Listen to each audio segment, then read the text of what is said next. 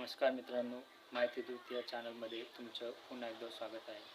मित्रांनो, शिपाई भरती लेखी परीक्षेनंतर पुढचा सगळ्यात महत्त्वाचा आणि भीतीदायक टप्पा म्हणजे सफाई व चापल्यता चाचणी हा असतो.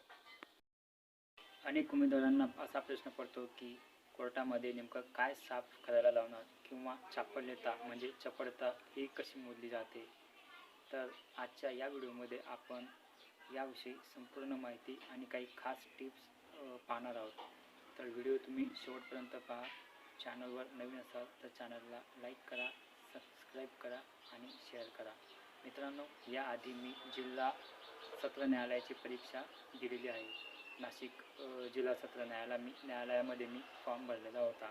त्यावेळेस मित्रांनो मी लेखी परीक्षा प्लस स्किल टेस्ट उत्तीर्ण होऊन मुलाखतपर्यंत मी गेलेलो होतो.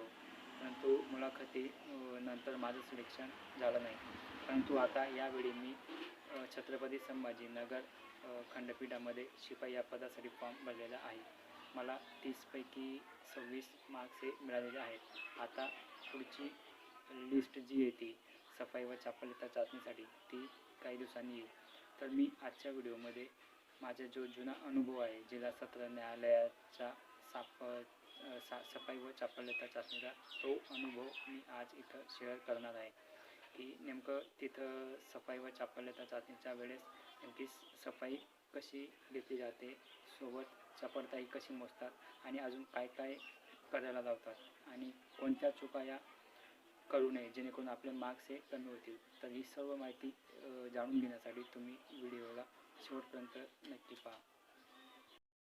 मित्रांनो, सफाई चाचणीच्या वेळेस तुम्हाला पूर्ण न्यायालय हे झाडून काढावे लागत नाही. तर इथं फक्त तुमचा दृष्टिकोन हा महत्त्वाचा असतो. इथे फक्त तुमचा दृष्टिकोन हा पाहिला जातो.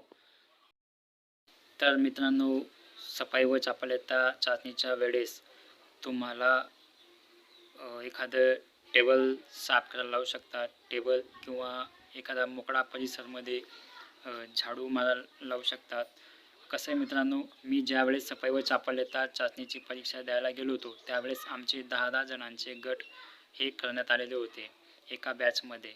आणि त्यानंतर एका रूममध्ये हे सर्व सफाईचे साहित्य ठेवलेले असते. त्यामध्ये झाडू असतो, मॉप असतो, डस्टर असतं, सफाईचा कपडा, सर्व जाळी काढायचा एक झाडू असतो. सर्व प्रकारचे तिथं हे सामान हे ठेवलेले असते. त्याचा 10 विद्यार्थ्यांचा गट केल्यानंतर आपल्याला त्या रूममध्ये घेऊन जातात. तिथून आपल्याला आपल्या हातात जे येईल ते सामान घेऊन आपल्याला ही सफाई करायची असते.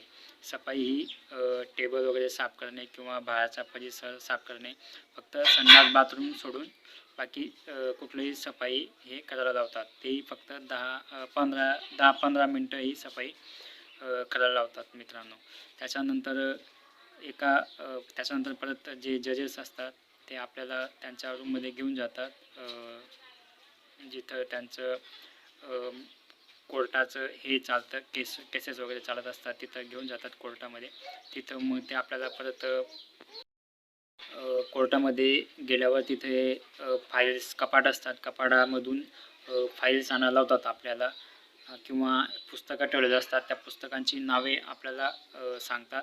तेच पुस्तक आपल्याला जजेसकडे आणून द्यायचं असते. आणि परत काही वेळेला जे पुस्तक आणून दिलेलं असतं ते परत आपल्याला ठेवायला सांगतात. तर ते आणताना आणि ठेवताना त्याच जागेवर आणि किती जलद तुम्ही लवकर ते काम करतात याकडे त्यांचं लक्ष असतं. आणि मित्रांनो, एकदम लवकर करणं म्हणजे एकदम घाबरघाईत चालायचं असतं असं काही नसतं. फक्त योग्य पद्धतीने आपला व्यवस्थित जो रेग्युलर आपण कामं करतो त्याच पद्धतीने आपल्याला हे करायचं असतं. फक्त थोडासा गोंधळल्यासारखं, नाराज झाल्यासारखं त्यांच्यासमोर दिसायला नको. त्याच्यानंतर आपण पुस्तक कसं हातात धरतो किंवा एखादी फाईल हातात कशी धरतो ती हातातून पडायला नको. त्याच्यानंतर आपल्या पायात चप्पल किंवा बूट असतील तर त्यांचा आवाज हा एकदम मोठ्याने यायला नको, कारण की कोर्टात शांतता जास्त महत्त्वाची असते. त्यामुळे आपल्या पायाचा आवाज वगैरे होणार नाही याकडे लक्ष द्यायला पाहिजे. आणि मित्रांनो, आपल्याला विचारतात की तुम्ही कुठून आलात, शिक्षण किती, तर त्यावेळेस आपलं हा जे बोलणं आहे ते व्यवस्थित त्यांना व्यवस्थित हे सांगायला पाहिजे. आणि मित्रांनो, काही जणांना तिथं पुकारा द्यायला लावतात. पुकारा देणे म्हणजे कोर्टातील जे वकील असतील किंवा आरोपी असतील त्यांना आवाज देऊन बोलविणे म्हणजेच त्याला पुकारा देणे असं म्हणतात. तर पुकारा कसा द्यायचा आणि कशा पद्धतीने द्यायचा असतो पुकारा, हा याच्यासाठी मी नवीन व्हिडिओ बनवेल. जर तुम्हाला पुकारा कसा द्यायचा हे जाणून घ्यायचं असेल तर तसे कमेंट करा. मी यावर नक्कीच पुढचा व्हिडिओ हा बनवेल. मित्रांनो, सफाई चाचणी करत असताना कामात आळस दाखवू नका आणि अधिकाऱ्यांनी तुम्हाला काही प्रश्न विचारले तर काम बंद ठेवू नका. म्हणजे हातातले काम करत असतानाच त्यांना उत्तरे द्या आणि चेहऱ्यावर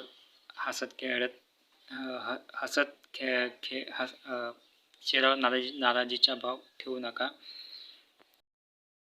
आणि हातातले जे काही काम असेल ते सांडू नका किंवा पाडू नका. व्यवस्थित पद्धतीने हाताळा जे काही तुमचे हातात साफसफाईचे सामान वगैरे असेल ते.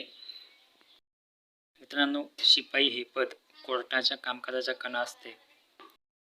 त्यामुळे तुमची काम करण्याची जिद्द आणि चपळता तिथेही महत्त्वाची असते. मित्रांनो, तुम्हाला व्हिडिओ कसा वाटला किंवा माहिती कशी वाटली कमेंट्स करून नक्की सांगा. आणि तुमचे अजून काही प्रश्न असतील तर कमेंट्स करून नक्की सांगा. आणि तुमच्या कोणी मित्र असतील तर त्यांना पण शेअर करा. आणि नवीन असाल चॅनलवर तर चॅनलला सबस्क्राईब करायला विसरू नका. भेटूया पुढच्या व्हिडिओमध्ये. तोपर्यंत काळजी घ्या. धन्यवाद.